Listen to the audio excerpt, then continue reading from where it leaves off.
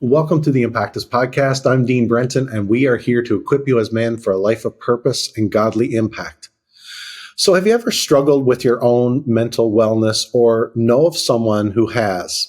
Mental health in Canada is a huge concern. Some would say it is an absolute crisis.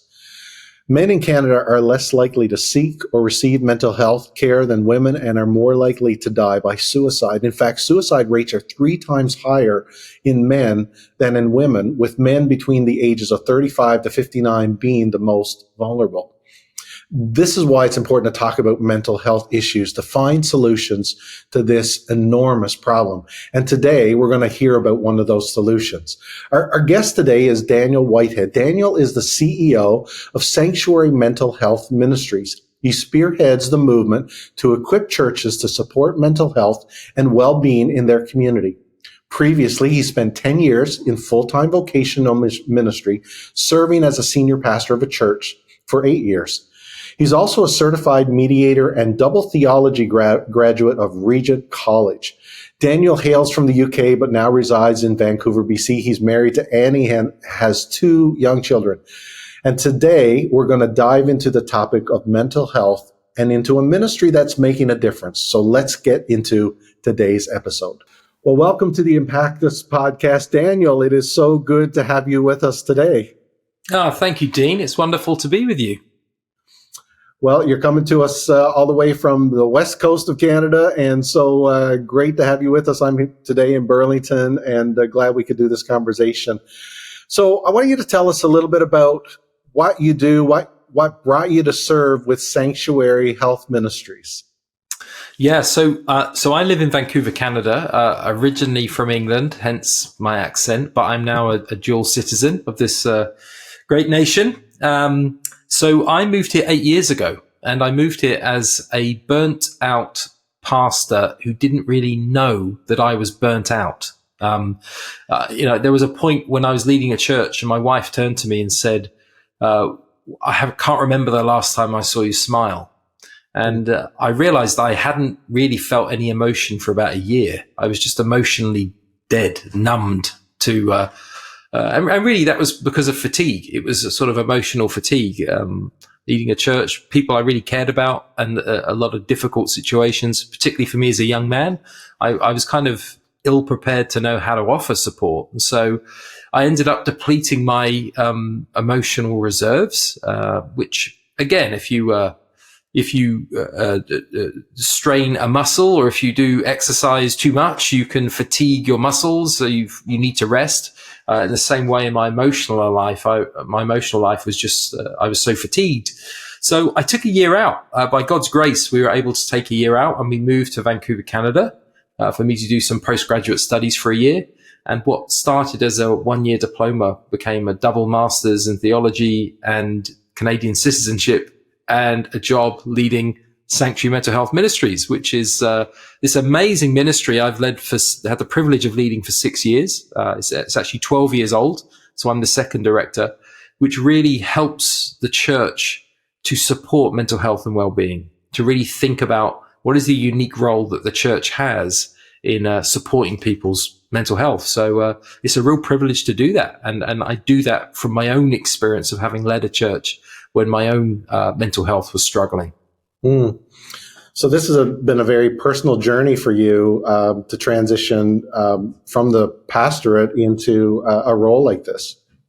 Yeah. And I think as a role, Dean, I had no idea that this was a vocation. And when you find your vocation, you cling onto it as tightly as you can, because for a long time, I think as a pastor, I was okay. I think half the people loved me and half the people probably struggled with me. And that's because I'm naturally entrepreneurial, and I naturally see opportunities. And in this realm, this sector, those character attributes have served me really well. And I hope they've served Sanctuary well, as our organization has grown pretty quickly.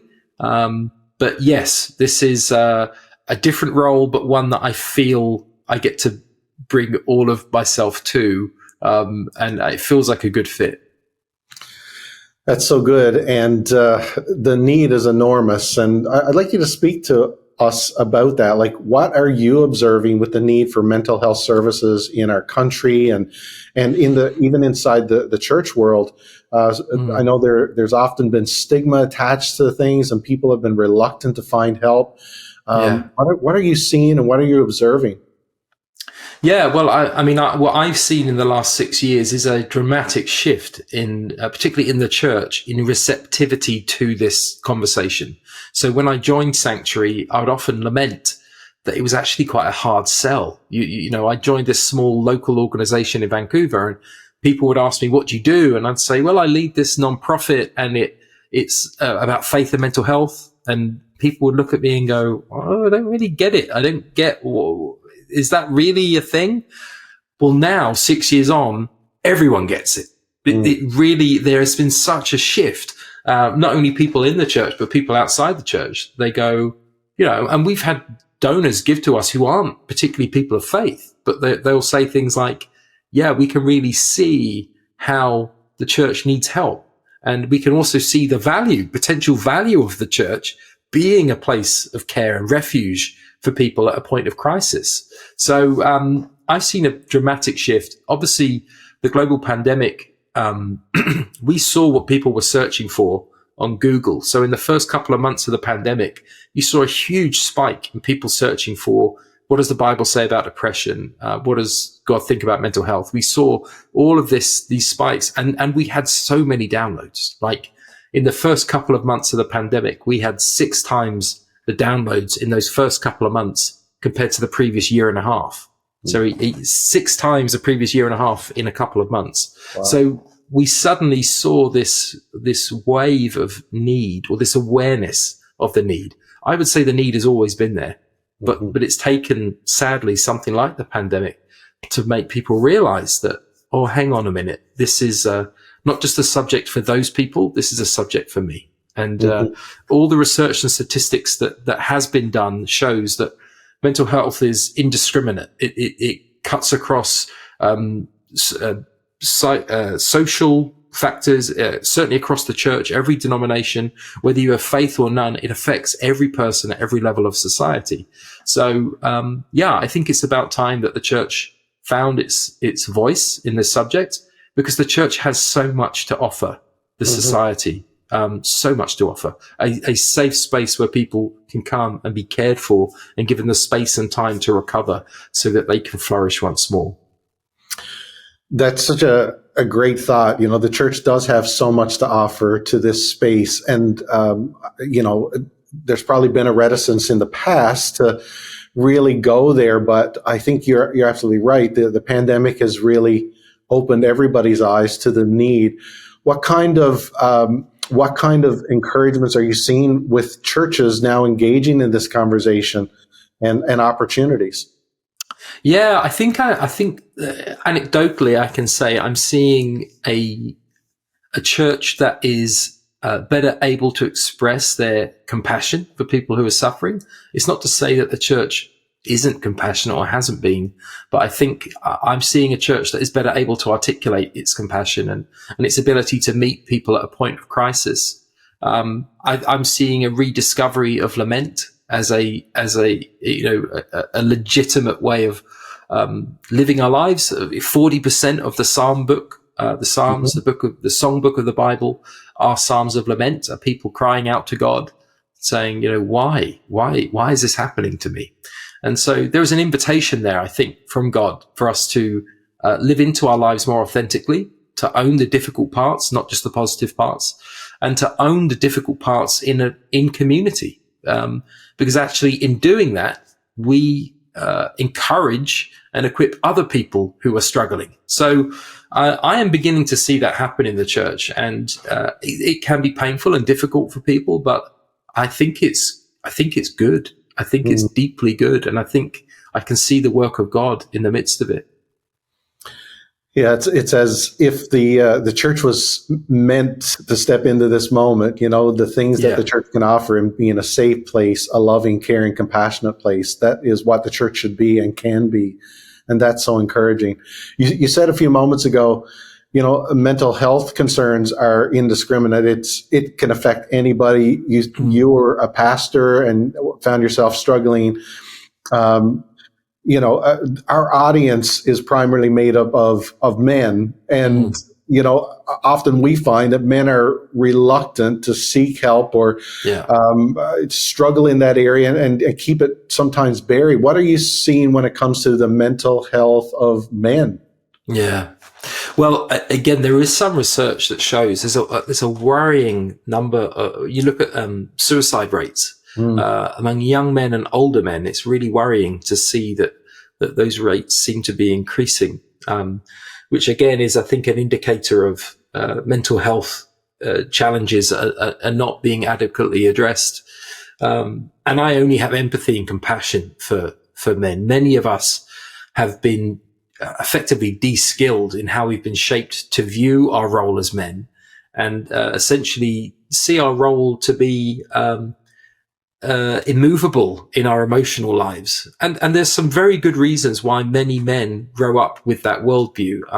I understand it. I think I'm from England, and I think of like my grandparents were the generation that were, my late grandfather had to get in a Spitfire plane at the age of 19 and go and fight a war. I mean, what would that do to a 19-year-old? And what does that do for their sons who then have fathers who have been traumatized by this horrendous thing, and families being separated, children being removed from their parents? So I think, there are even geopolitical and historical factors that influence how we do or don't deal with this situation. So I only have empathy, but what I do see, again, and sadly it's often born out of need, but I do see more men speaking more openly about their mental health. And I think that's a good thing. I think it's a really good thing. And I can speak about, even recently for me, a couple of months back, I went through a very low patch, and it's hard for me to know why that is. I think I probably land on it's a combination of the pandemic, being very busy at work for a prolonged season, and then just having a chance to begin to rest a little bit, and suddenly I find my levels are depleted. So I had this very, very low patch, and the saddest and hardest thing for me in the midst of that was I didn't feel, for whatever reason, I didn't feel I had someone I could talk to. And that isn't true. But in the midst of that, that's how I felt. And I'm someone who knows all of this stuff. So I think if I can struggle with that, eventually I did find friends to talk to. And that is a huge help. It's just a massive help to be able to talk to someone, to get it out there, and to hear that empathetic response. Hopefully you get an empathetic response, which is why it's important you talk to people you trust, and people who are going to give you that godly response.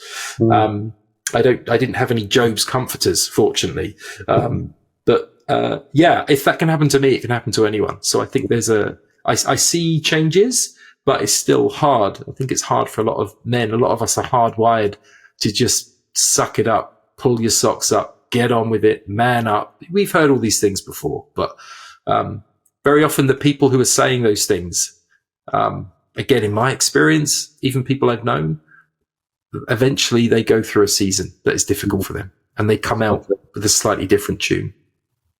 So true.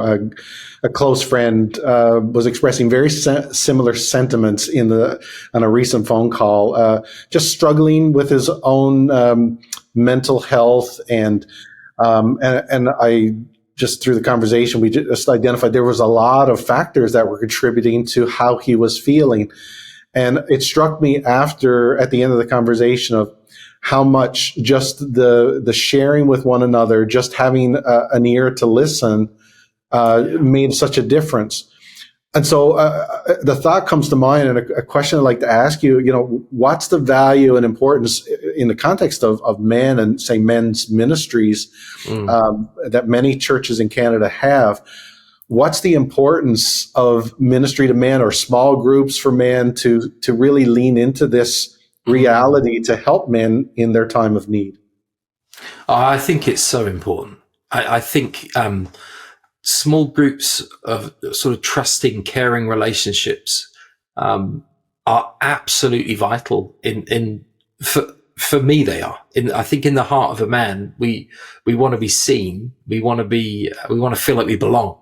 And for whatever reason, I don't mean to generalize, but what I've come across a lot, certainly in Western societies, is that many of us have been conditioned to see ourselves as a lone ranger, or to see ourselves as an isolated, independent person. Like, our vision of success in society is implicitly being communicated as, you need to be independent, stand on your own 2 feet, do it on your own, self-made. These are the heroes of our time.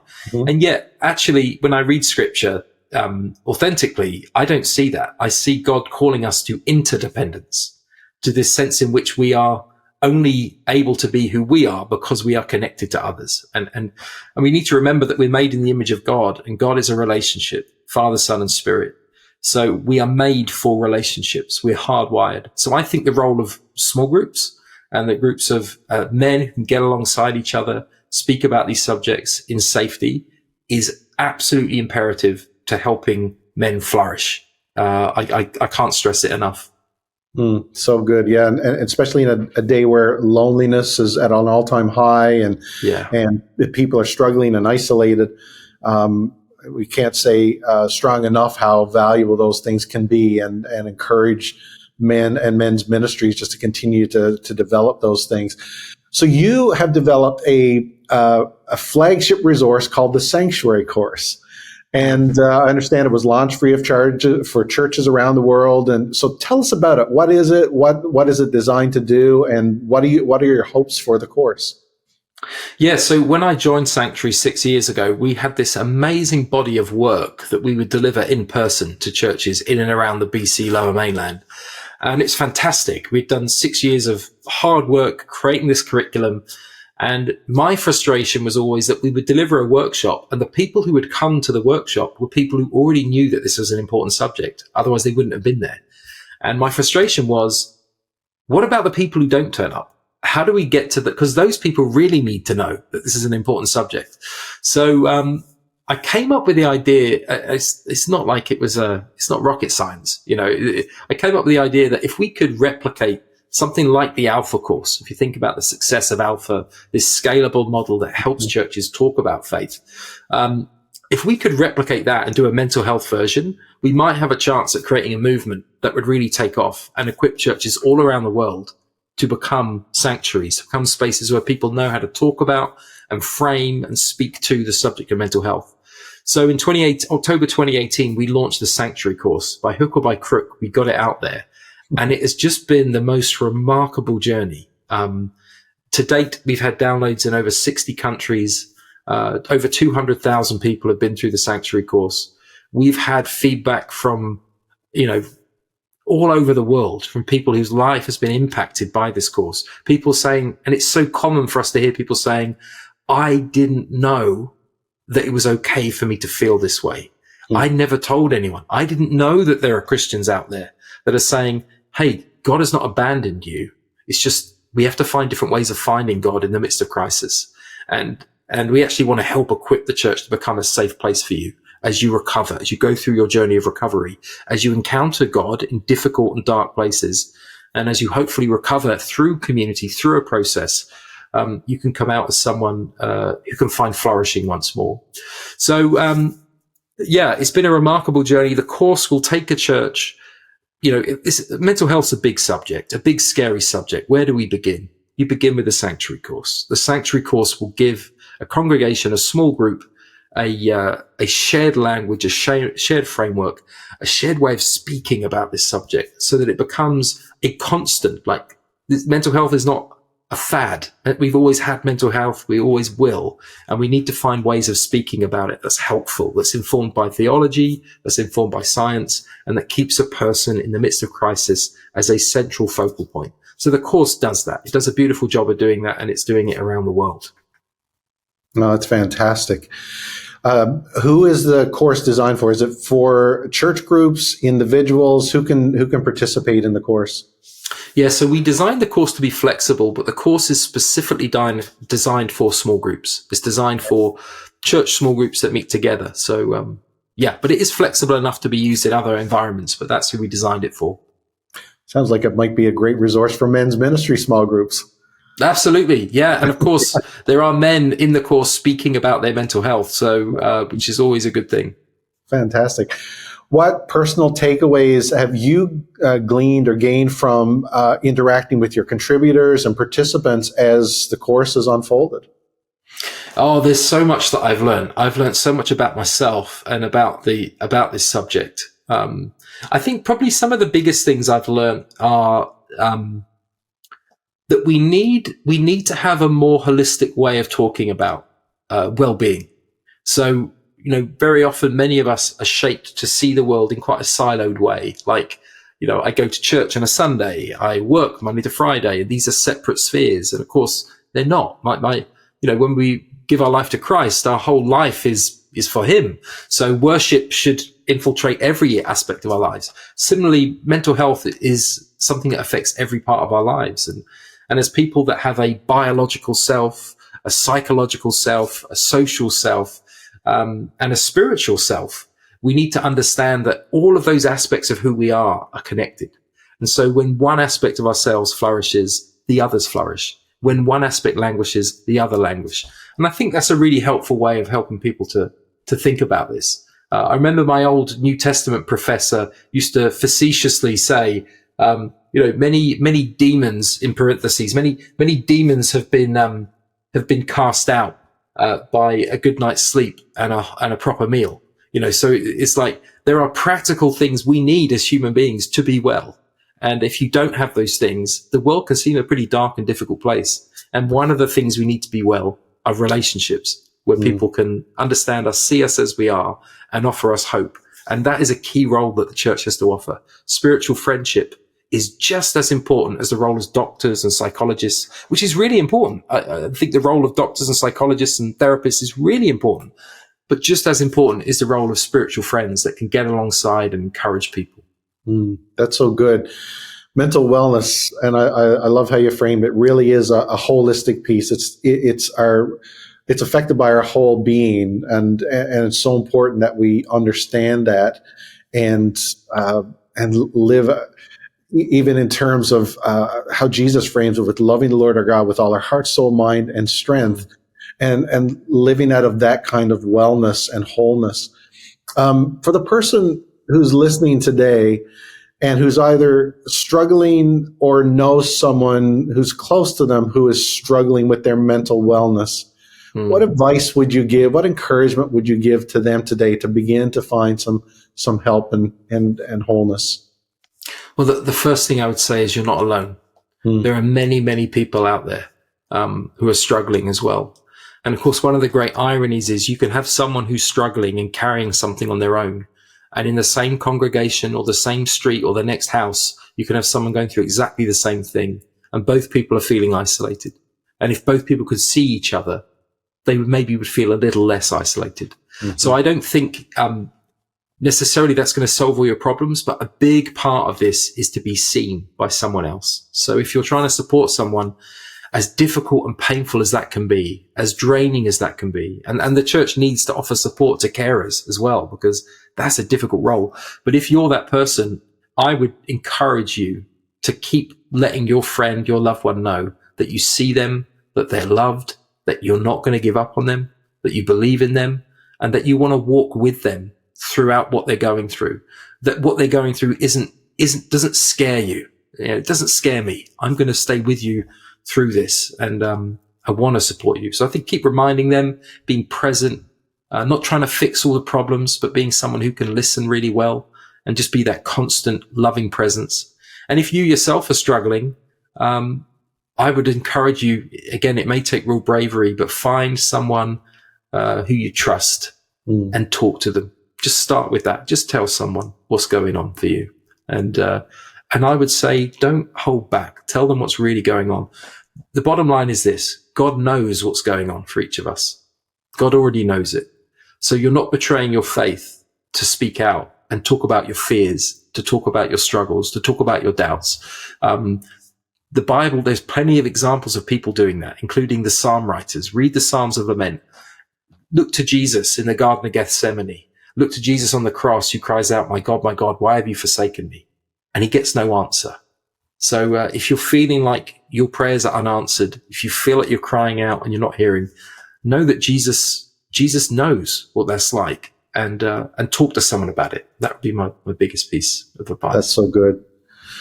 And for the leader, for the pastor, you came from that context into this new world and reality. And they're listening today and they might be wondering, how do I begin, or feel a little bit overwhelmed with jumping into this conversation in their local context. What encouragement would you give to them today? Yeah, again, I think I don't doubt it takes bravery to do it. But I think if you can be brave and you can find an environment, and that may look like a sort of ministers gathering, or it may look like with your leadership team, but if you could gather a group of people and go through the sanctuary course for yourself, I think that would be a great starting point. And I think what you find in doing that is the sanctuary course is very level ground. It's not like, everyone comes as a fellow pilgrim who can bring all of themselves to that conversation and be led through this beautiful guided journey with great films and stories and discussions. And I think generally that should give you the confidence to help your congregation have a similar conversation. Because I think if you can create the church to be a safe place for mental health, that's not only good for you and your workload, because you're equipping the whole community to be able to offer support to people at a point of need, because you can't possibly carry the burden. I mean, the most recent research in America says that at this moment in time, 31% of people are experiencing depression and anxiety. So that's a third of your congregation statistically will be experiencing that. And that's not including other mental illnesses. That's just depression and anxiety. So, if you can equip your whole church to be that supportive space, it will ease the pastoral burden on you, but it will also create a space where you're allowed to not be okay. And you're a human being. So I would want to take that pressure off you and go, you don't have to be Superman. Our Lord cried out, my God, why have you forsaken me? If he can say that, we can say that. And it's important that we have a community that can offer support to our pastors and leaders as well, who have a really hard job. So true. Yeah, for pastors, for leaders, men's leaders who are listening, it's the airplane analogy. They always instruct you when you get on a plane, put your oxygen mask on first, look after yourself, and then help others. And yeah, I think what you're saying and what you've talked about today and the sanctuary course can be such a great tool and asset for ministry and just to speak into such a need. So where can people find out more information about the sanctuary mental health ministries or the sanctuary course itself? Yeah, so if you go online to our website at sanctuarymentalhealth.org, everything is laid out there. Our course is downloadable from our website. You'll just sign up as a new user, and you can download from our portal. We have a beautiful portal. It's very easy to use. Everything you need is there in one place. You can also find us on Facebook, Instagram, and Twitter. If you follow us, you'll see about new resources. We're launching all the time, new initiatives, and we've got some really cool things coming up in the next year. So I would encourage people to sign up and keep up to speed with what's going on. Beautiful. And I'd encourage men's leaders who have small groups, small men's ministry groups, and just consider this could be a great topic to tackle and to really speak into the needs that are there right in your own community.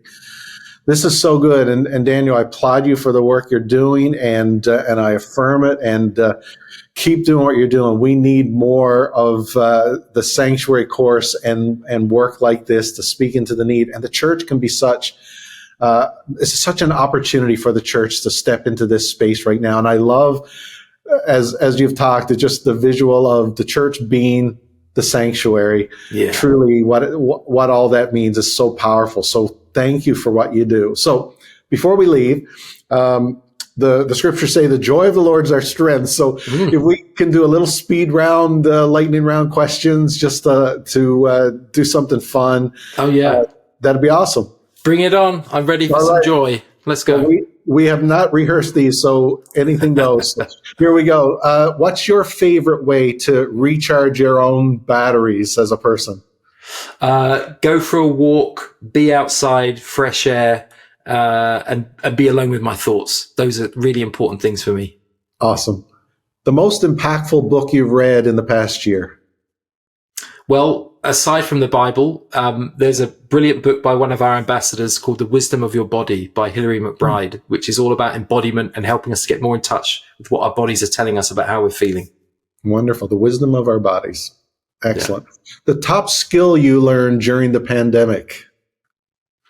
The top skill, well, it's probably tech. It's probably like Zoom, which is, it still goes wrong all the time, but probably technology, I guess. Yeah. That's a good one. Yeah. We all were forced into that. Your favorite passage of scripture?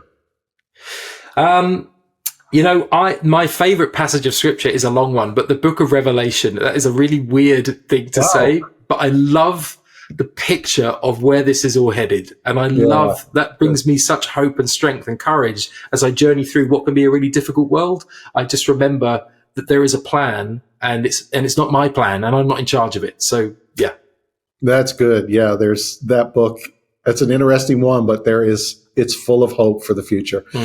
Last question. If you could meet one Bible character for coffee, not Jesus, who would it be?